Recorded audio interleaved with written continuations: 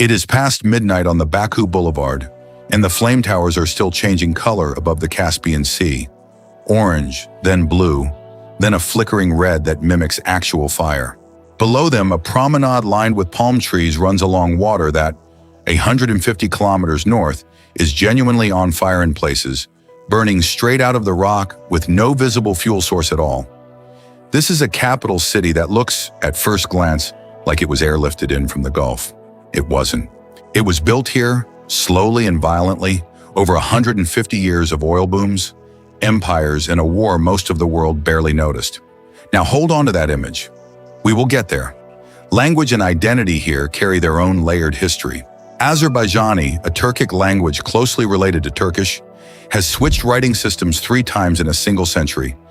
Arabic script under Persian and Ottoman influence, Cyrillic imposed during the Soviet period, and Latin script adopted after independence in 1991, a sequence that means grandparents, parents, and grandchildren in the same family were sometimes taught to read using 3 genuinely different alphabets. Russian remains common in Baku, especially among older generations, while younger Azerbaijanis increasingly learn English as the language of business and international tourism. Start with where this country actually sits, because the location explains almost everything that follows. Azerbaijan occupies the eastern edge of the Caucasus, wedged between the Caspian Sea and the mountains, bordered by Russia to the north, Georgia and Armenia to the west, and Iran to the south. It is a genuine crossroads, closer to Tehran than to Moscow, historically fought over by Persian Shahs, Ottoman sultans, and Russian Tsars, and still functioning today as one of the only points on Earth where Europe and Asia touch without a clean line between them. Roughly 10.5 million people live here, packed into an area smaller than the U.S. state of Maine. Population density runs high for the region, well over 100 people per square kilometer, and the country is now almost entirely urbanized, with the overwhelming majority of Azerbaijanis living in cities rather than the countryside their grandparents came from. Baku alone holds close to a quarter of the entire national population, a single metro area absorbing more than 2 million people in a country of just 10 million. Here is the unexpected fact that explains the skyline. Baku isn't just an oil city, it was the first oil city, full stop. In the 1840s, decades before anyone drilled a well in Pennsylvania or Texas, hand-dug oil pits were already operating on the Absheron Peninsula. By the turn of the 20th century, Baku was producing roughly half the world's oil supply, and the fortunes made here built entire European art movements. Nobel family money from Baku, crude helped fund the prize that now bears their name. This is, quite literally, ground zero for the global oil industry, 100 years before most people had ever heard the word petroleum. Now, the part almost no visitor expects. The country that pioneered the modern oil industry also pioneered something else entirely, one of the most progressive experiments in the Muslim world, and it lasted less than 2 years before it was crushed. That oil wealth historically didn't stay confined to Baku's rigs either. In the late 19th century, the fortunes made here helped build entire neighborhoods of European-style mansions in what's now called the Old City's Outer Ring, funded by oil barons with names like Nobel and Rothschild competing for drilling rights on the same peninsula. The architecture from that boom, ornate French-influenced facades sitting a short walk from a medieval walled city, is still one of the most visually confusing things about central Baku for first-time visitors. A downtown that looks Parisian in some blocks and distinctly Persian or Ottoman just a few streets over. Ground level, though, daily life here runs on rhythms much older than oil rigs. Hospitality is close to sacred. A guest is considered a gift from God in traditional Azerbaijani culture, and refusing tea or food at someone's home is a genuine social misstep. Extended families still gather constantly. Tea is served in pear-shaped armadillo glasses dozens of times a day, and a sugar cube is traditionally held between the teeth rather than stirred into the cup. Food here sits at the crossroads the geography suggests. Plav, saffron rice layered with meat, dried fruit, and chestnuts, is the closest thing to a national dish, with dozens of regional variations that Azerbaijanis will argue about for hours. Dolma, grape leaves stuffed with spiced meat and rice, shows up at nearly every family gathering. Pomegranates grown across the country in vast orchards, appear in everything from stews to the tart, dark syrup called nar sharab drizzled over grilled meat, and tea culture is nearly its own religion.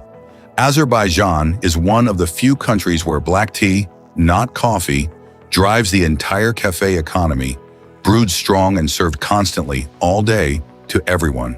Climate swings hard depending on where you stand.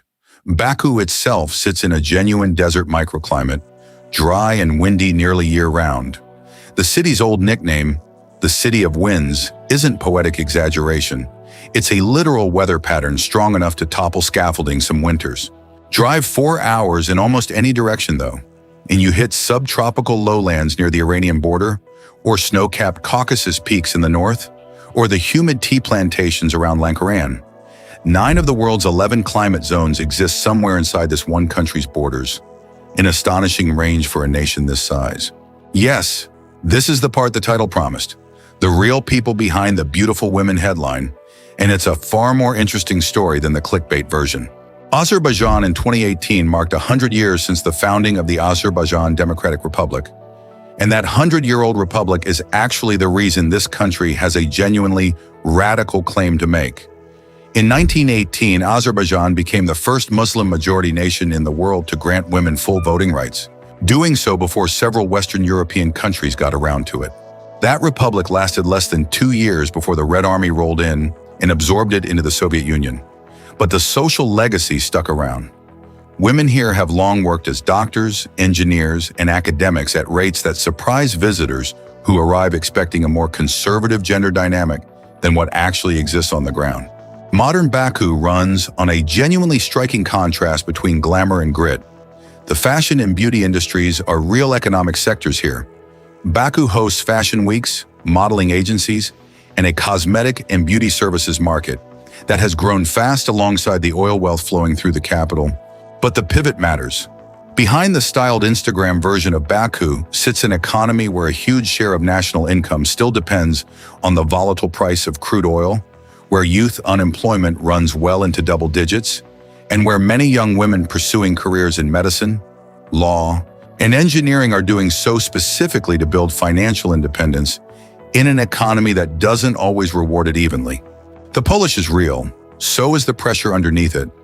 Here is a fact that says more about the whole country than any single statistic could. Azerbaijan spent the 20th century being redrawn by other people's wars, and its current identity is built almost entirely on refusing to be erased by any of them. That refusal shows up in strange, specific ways. Azerbaijan and Armenia, despite decades of open conflict, share a linguistic and culinary history so tangled that dishes, musical instruments, and even wedding customs overlap almost exactly between the two nations. A shared heritage from centuries under the same empires that the recent wars have made almost impossible to publicly acknowledge on either side. It's the kind of detail that rarely makes it into news coverage of the conflict, but says more about how these borders actually got drawn than most political explanations do. That refusal runs through some genuinely brutal history. After the Soviet collapse in 1991, Azerbaijan and neighboring Armenia fought a war over the mountainous region of Nagorno-Karabakh, a conflict that displaced roughly 700,000 Azerbaijanis from their homes and ended in the 1990s, with Armenian forces controlling the territory for nearly 3 decades. Azerbaijan spent those 30 years pouring oil revenue into rebuilding its military, and in 2020 fought a second war that reversed most of the territorial losses from the first one, followed by a final Azerbaijani military operation in 2023 that brought the entire region back under Baku's control. Hundreds of thousands of displaced families are now, for the first time in a generation, being resettled back into towns that sat empty or occupied for 30 years. An enormous, still unfolding national project that barely registers in most international news coverage. Layer under that, Stalin-era purges hit Azerbaijan hard in the 1930s, and the country's oil fields were a strategic target Hitler specifically wanted to capture during World War II.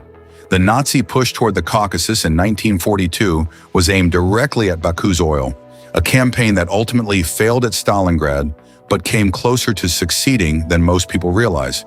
Some historians argue the entire Eastern Front hinged, in part, on Germany's failure to reach these exact oil fields, meaning a war most people associate entirely with Western and Central Europe was, at a strategic level, also being fought over a stretch of Caspian coastline most of those same people have never heard of. That's the resilience sitting underneath every wedding celebration and every Mugham performance here. Mugham being the centuries-old, UNESCO-recognized vocal and instrumental tradition that functions almost like the Azerbaijani version of blues, a musical form built specifically to hold grief and longing inside something beautiful. Carpet weaving carries a similar weight.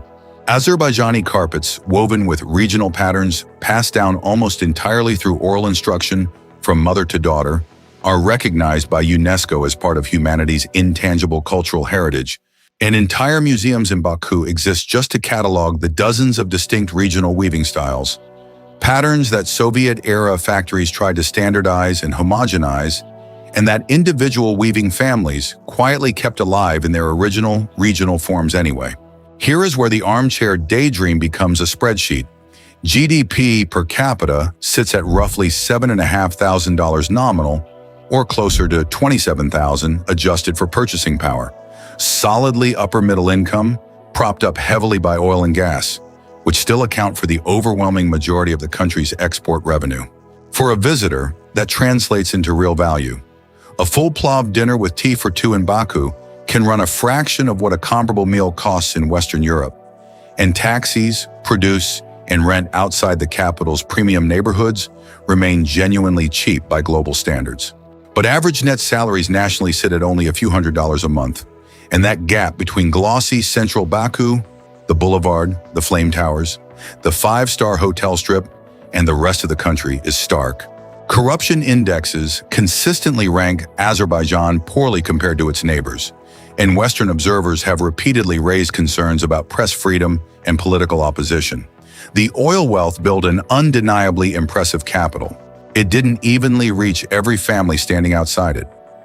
If you have made it this far and you are enjoying the journey, a like and a subscribe genuinely help.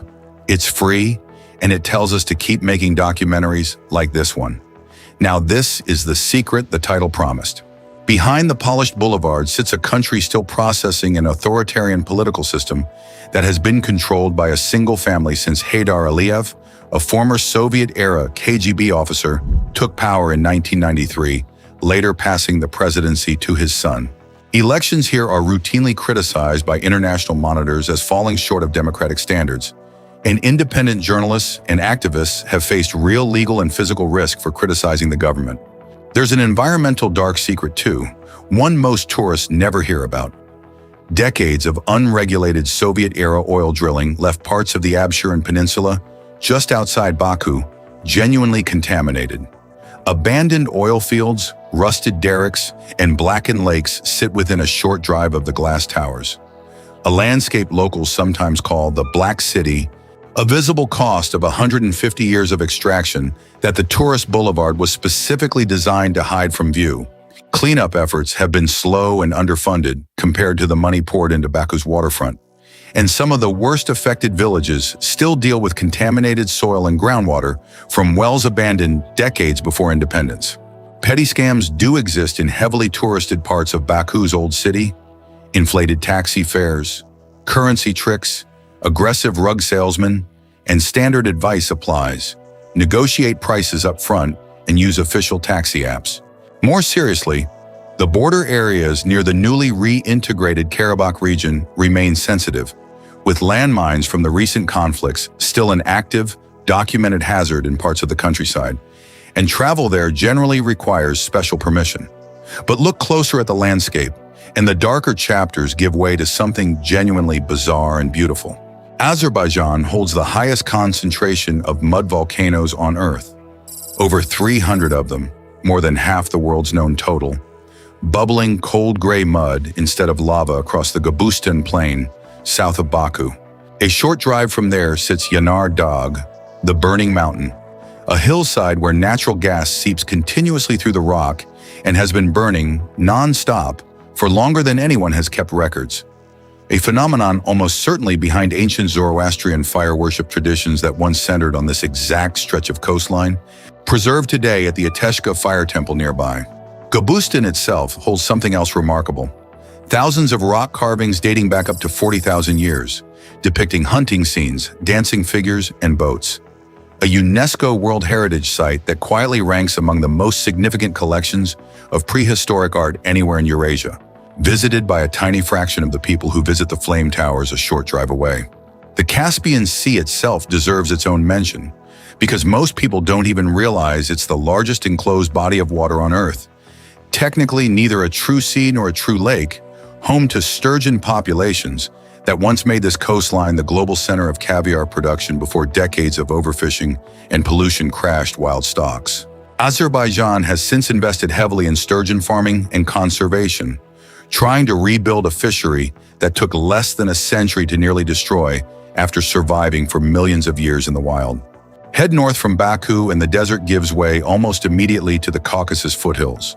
The mountain village of Lahij, famous for centuries-old coppersmithing workshops still run by hand, and Sheki, home to a Khan's palace covered in stained glass, built without a single nail, plus some of the best regional suites in the country. Head south along the coast toward Lankaran, and the desert flips entirely into humid, subtropical tea country, a green strip running along the Iranian border that looks like it belongs to a different nation altogether. Further west, near the Georgian border, the town of Sheki sits on old Silk Road trade routes, its caravanserais, fortified roadside inns once used by merchant convoys, still standing and in some cases converted into boutique hotels where travelers can sleep in rooms 4 centuries old. Cuba, in the north, is known for both its apple orchards and its historic mountain Jewish community, one of the oldest continuous Jewish settlements in the Caucasus, still centered around a distinct neighborhood that has existed in roughly the same spot for hundreds of years. That neighborhood, Krasnaya Sloboda, is sometimes described as the last surviving all-Jewish town outside Israel and the United States, a detail that surprises most visitors who assume the entire South Caucasus is religiously homogeneous. If this country is going to pull you in, here is where to put your feet first.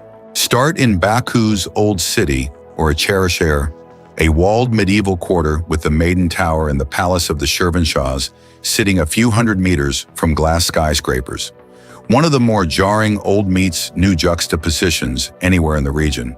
Walk the boulevard at night when the flame towers are lit, catch a show at the Haydar Aliyev Center, a Zaha Hadid design building with no straight lines anywhere in its structure, and if the timing lines up, the city occasionally hosts Formula One's Baku City Circuit, a street race that runs directly past the old city walls at speeds that make the medieval stonework look almost fragile by comparison.